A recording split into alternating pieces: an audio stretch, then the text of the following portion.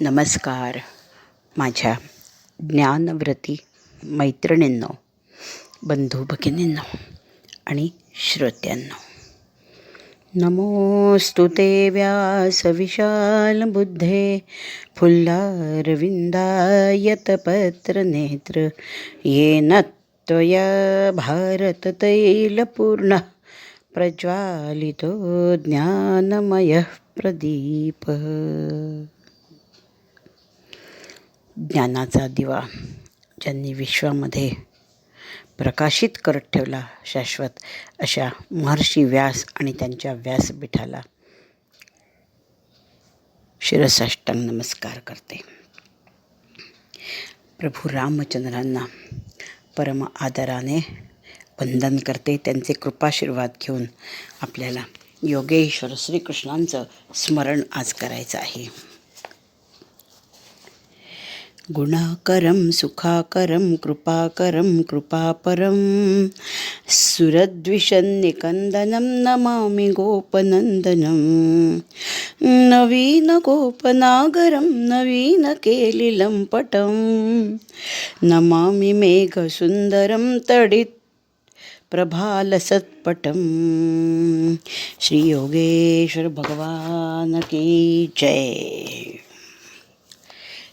माऊली ज्ञानोबा माऊलींचं स्मरण करूया. त्यांच्या ज्ञानेश्वरीच्या बद्दल कृतज्ञता व्यक्त करूया. सुख तेची दुःख, दुःख तेथे सुख, सुख तेथे दुःख, दुःख तेथे सुख. एकी ते अनेक, अनेकी एकी. देव तेथे भक्त, भक्तापाशी देव. जाणा एकमेक भेद नाही. देव आणि भक्तामध्ये भेद नाही असं देव आणि भक्ताचं अद्वैत सांगणाऱ्या ज्ञानोबा माऊलींच्या 6व्या अध्यायाला प्रारंभ केलेला आहे आपण. त्याच्यातल्या आपल्या 45 ओव्या झालेल्या आहेत. आज आपल्याला पुढच्या ओव्या बघायच्या आहेत. 45 क्रमांकाची ओवी ती आपण काल पाहिलेली होती, जिचा धागा जर विषयाचा पकडायचा झाला तर त्याच्यामध्ये असं सांगितलं आहे की जो संन्यासी आहे तोच योगी आहे, जो योगी आहे तोच संन्यासी आहे. 45व्या श्लोकात माऊली म्हणतात ते अन्वयाचेनी आधारे, त्याच्या घराण्याच्या परंपरेच्या आधारे, त्याच्या जातीच्या अनुसार जे जे अवसरे, ज्या ज्यावेळी जे जे करायचे ते तो करत असतो. आता 46 क्रमांकाच्या ओवीत ते तैसेची उचित करी परी साटोप नो हे शरीरी आणि बुद्धीही करोनी फळवेरी जायची ना.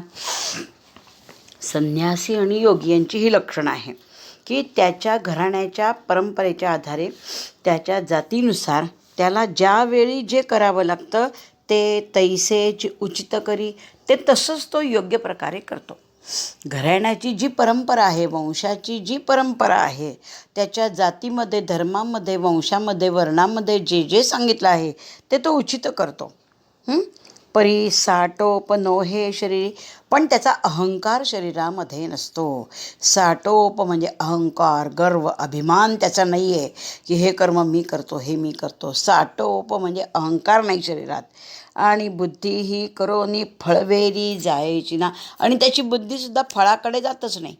फळवेरी म्हणजे फळाकडे, म्हणजे वंशातले सगळे कर्तव्य कर्म तो एक कर्ता पुरुष या नात्याने वंश परंपरागत आलेली सगळी कर्म तो करत असतो. त्याच्या जाती धर्मात जे सांगितले, वर्णात आश्रमात जे सांगितले ते तो वर्णवित करत असतो. ज्या वेळेला जे करायचं आहे ते तो उचित करत असतो. ब्रह्मचर्याश्रमात काय करायचं आहे, संसारात काय करायचं आहे, वानप्रस्थाश्रमात काय करायचं आहे, हे सगळं ज्यावेळी जे योग्य ते तो करत असतो. ही महत्त्वाची ओळ आहे. जे जेणे अवसरे करणे पावे, ज्या वेळेला जे करायचं आहे त्यावेळेला तेच माणसाने केलं पाहिजे. उगीच वय निघून गेल्यानंतर वानप्रस्थाश्रमामध्ये तुम्ही जर लग्न कराल किंवा संन्यासाश्रमात जाऊन तुम्ही जर अध्यापन कराल तर त्याला अर्थ नसतो काही. ज्या आश्रमात जे करायचं, ज्या वेळेला जे करायचं त्यावेळेला तेच हा योगी किंवा संन्यासी करत असतो. पण त्याची बुद्धी फळवेरी नोहे, फळाकडे वळतच नाही बुद्धी. बुद्धीला स्पर्शच होत नाही की हे कर्म मी करतो याचं फळ काय मला मिळेल. आपलं तसं असतं का बघा. आपल्याला कर्माच्या आधी फळाचा विचार असतो. त्याला आपण प्री प्लॅन म्हणतो की मी कुठलंही काम प्री प्लॅन करते.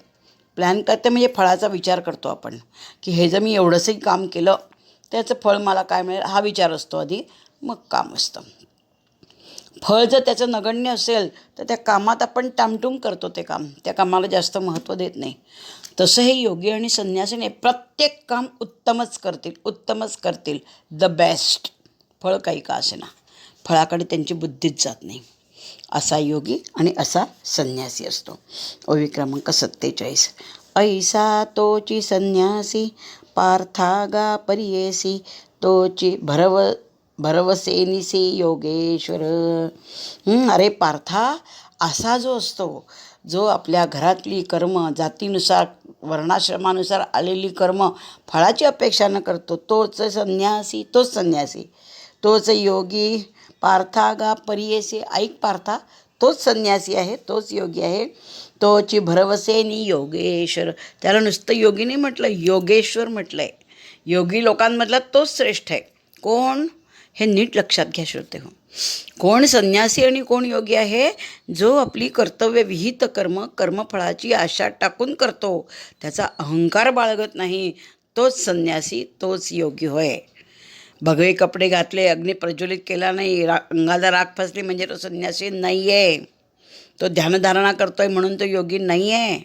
नित्य प्रपंचात राहून वंशानुसार आलेली जी कामं आहे तो विना अहंकार कर्मफळाची आशा न करता करतो, तोच संन्यासी, तोच योगी. म्हणजे गीतामाई पुन्हा पुन्हा आपल्याला निष्काम कर्माकडे वळवते. कर्मफळाची आशा करू नका. ओवी क्रमांक आता आपल्याला 48 पाहिजे. वाचून उचित कर्म प्रासंगिक तया ते म्हणे हे सांडावे बद्धक तरी टाको टाकी आणिक एक मांडी चितो. आता काही वेळा प्रासंगिक उचित कर्माचा तो त्याग करतो.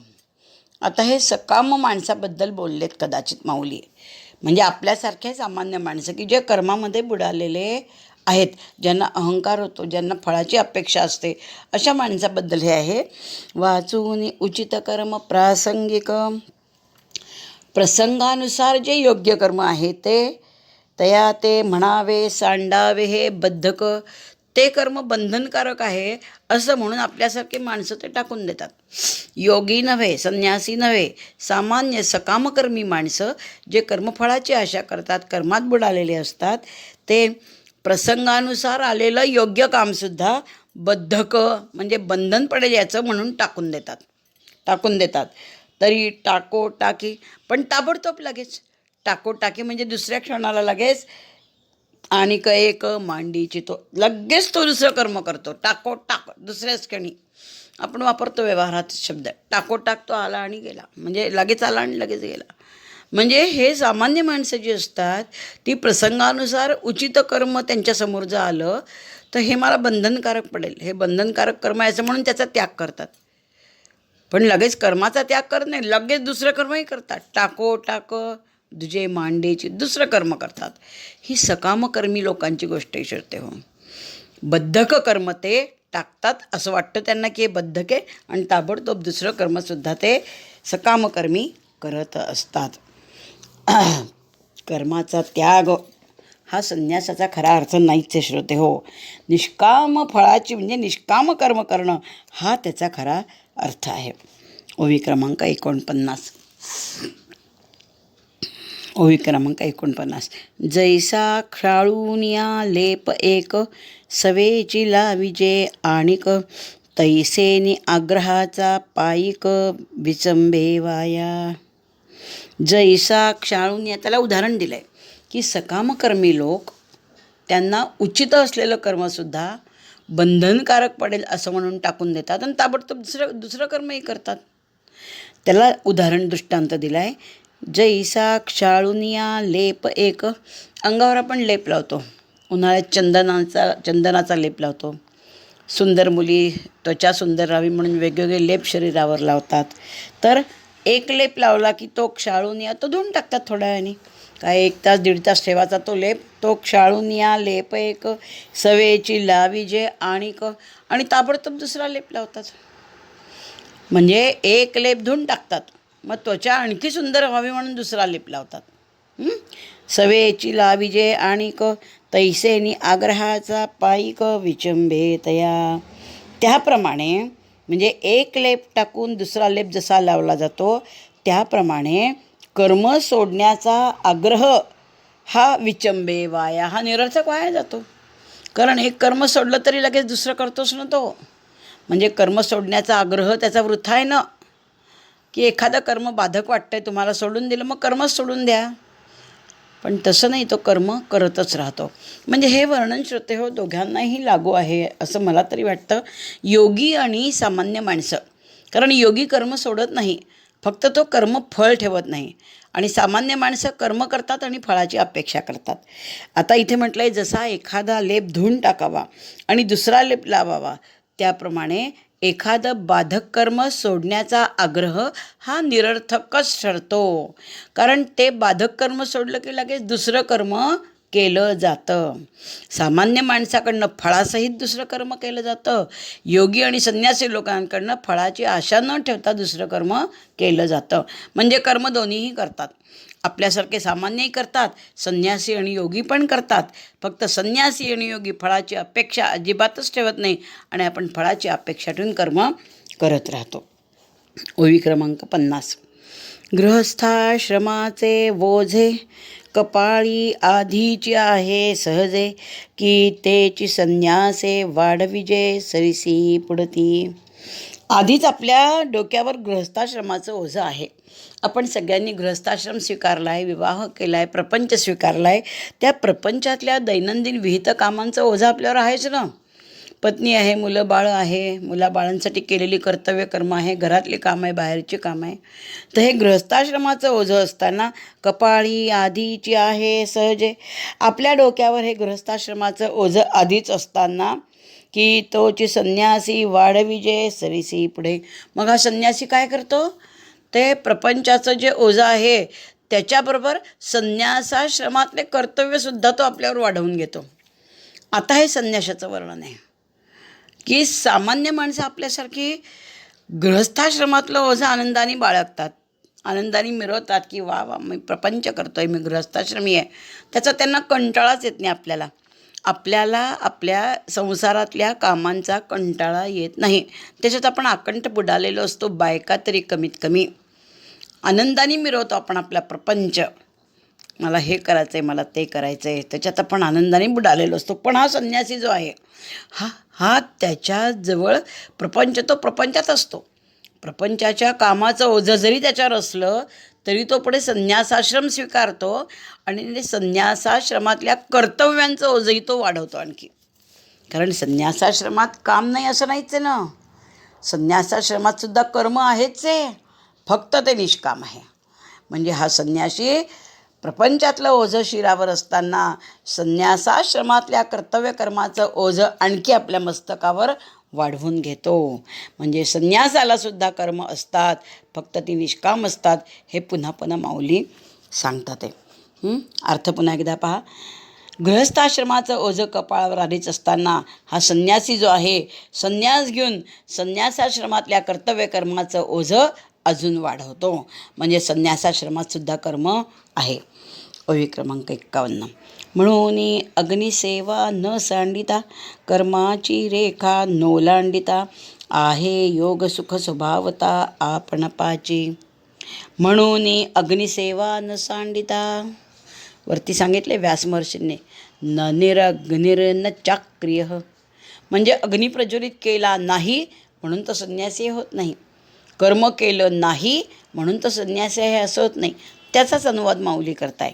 म्हणून अग्निसेवा न सांडिता म्हणजे कर्म करतो संन्यासी, प्रपंचातल्या कर्माचं ओझं असतं, संन्यासाश्रमातल्या कर्माचं ओझं तो वाढवतो. म्हणून अग्निसेवा न सांडिता, अग्निदेवांची सेवा न सोडता, कर्माची रेखा न ओलांडिता, कर्माची मर्यादा न ओलांडता, आहे योग सुख स्वभावता आपणपाची.